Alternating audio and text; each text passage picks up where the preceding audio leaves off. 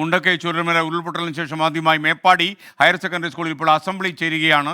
അതിൻ്റെ തത്സമയ ദൃശ്യങ്ങളാണ് പ്രേക്ഷകർ കാണുന്നത്. ഈ സ്കൂളിൽ 3 വിദ്യാർത്ഥികൾ ഉരുൾപൊട്ടലിൽ മരിച്ചിരുന്നു. അസംബ്ലിയിൽ ഈ വിദ്യാർത്ഥികളെ അനുസ്മരിക്കുമെന്നറിയുന്നു. ബിപിൻ സി വിജയൻ നമുക്കൊപ്പം ഈ സ്കൂളിൽ നിന്നും ചേരുന്നു. ബിപിൻ, എന്തൊക്കെയാണ് ഈ അസംബ്ലിയുടെ വിവരങ്ങൾ? ഈ സ്കൂളിലെ ഒരു അറ്റ്മോസ്ഫിയർ ഇപ്പോൾ എങ്ങനെയാണ്? പറയൂ.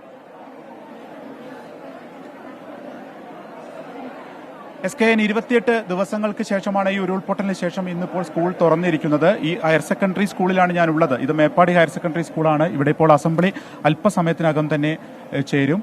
ഈ കുട്ടികളിൽ കൂടെ ഉണ്ടായിരുന്ന 3 വിദ്യാർത്ഥികളെയാണ് ഈ ഉരുൾപൊട്ടൽ കവർന്നത്. അവർ മുണ്ടക്കൈ ചൂരൽമല മേഖലയിൽ ഉള്ളവരായിരുന്നു.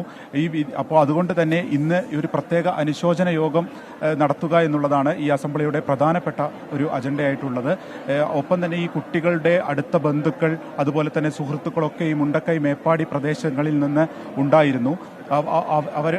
അവരുടെ കൂടി ഒരു നഷ്ടം ഉണ്ടായിട്ടുണ്ട്. അപ്പോൾ ഈ കുട്ടികൾക്ക് ഉണ്ടായിട്ടുള്ള ഒരു മാനസിക ആഘാതം കുറയ്ക്കുക എന്ന ഒരു ലക്ഷ്യത്തോടു കൂടി ഇന്നിപ്പോൾ പ്രധാന ക്ലാസ്സുകളൊന്നും തന്നെ ഉണ്ടായിരിക്കില്ല. അധ്യാപകർ ക്ലാസ്സിലേക്ക് എത്തും എന്നുണ്ടെങ്കിലും അവർക്കൊരു മോട്ടിവേഷൻ നൽകുക, അവർക്ക് മുന്നോട്ട് പോകാനുള്ള ഒരു ഊർജ്ജം നൽകുക എന്നുള്ളതാണ് പ്രധാനമായി ലക്ഷ്യമിടുന്നത്. അതുകൊണ്ട് തന്നെ വ്യാഴാഴ്ച മുതൽ മാത്രമായിരിക്കും ഇനി ക്ലാസ്സുകൾ തുടങ്ങുക എന്നുള്ളതുമാണ് നിലവിൽ അറിയുന്നത്. ഈ അനുശോചന യോഗം ആണ് ഇന്നിപ്പോൾ. അനുശോചന യോഗത്തോടു കൂടിയാണ് ഇന്ന് ക്ലാസുകൾ ആരംഭിക്കുന്നത്. ഇപ്പോൾ ഈ സ്കൂളിൻ്റെ പ്രധാനപ്പെട്ട അധ്യാപക ചേരുന്നുണ്ട്. ടീച്ചർ, ഇന്നിപ്പോൾ എങ്ങനെയാണ് കുട്ടികളുടെ ഇതാക്കാൻ വേണ്ടി നിൽക്കുന്നത്? ഇന്ന് എന്തൊക്കെയാണ് പ്രധാനപ്പെട്ട അജണ്ട? നിങ്ങൾ കൂടി അനുശോചനം രേഖപ്പെടുത്താനാണ്? ആണ്. അതെ, 3 കുട്ടികൾ നമ്മുടെ നഷ്ടപ്പെട്ടിട്ടുണ്ട്. അപ്പം അവർക്ക് അനുശോചനവും പിന്നെ ഒരു മാസത്തോളം ആയല്ലോ ഇവർ പോയിട്ട്. അപ്പം അവർക്ക് കുറച്ച് കാര്യങ്ങൾ നിർദ്ദേശങ്ങൾ പറയാനും കൂടി വേണ്ടിയിട്ട്. ഇല്ല, +2 കൊമേഴ്സിൽ ഒരു പെൺകുട്ടി ഹിന, പിന്നെ +1 കൊമേഴ്സിൽ 2 കുട്ടികൾ, ഒരു ശരണും ഒരു മുഹമ്മദ് നൈഷൻ. ടീച്ചറെ, ആ ഭാഗത്തു നിന്നുള്ള കുട്ടികൾക്കൊക്കെ ഒരുപാട് മാനസികമായിട്ടുള്ള പ്രയാസം കൂടി ഉണ്ടായിട്ടുണ്ടാകും. കാരണം ഒരു ബന്ധുക്കളൊക്കെ നഷ്ടപ്പെട്ടിട്ടുണ്ടായിരിക്കും. അപ്പൊ പ്രത്യേകമായിട്ട് വല്ല കൗൺസിലിംഗ് കൊടുക്കുകയോ അങ്ങനെ എന്തെങ്കിലും ലക്ഷ്യമിടുന്നു? അപ്പം കൗൺസിലിംഗ് ഇപ്പം നമ്മൾ ക്യാമ്പുകൾ തോറും ഡിപ്പാർട്ട്മെന്റിന്റെ ഒക്കെ കൗൺസിലിംഗ്, പല ഡിപ്പാർട്ട്മെന്റുകളുടെയും സ്ഥിരമായിട്ട് ഇവിടെ കൗൺസിലിംഗ് ഉണ്ടായിരുന്നു. രാവും പകലും ഉണ്ടായിരുന്നു.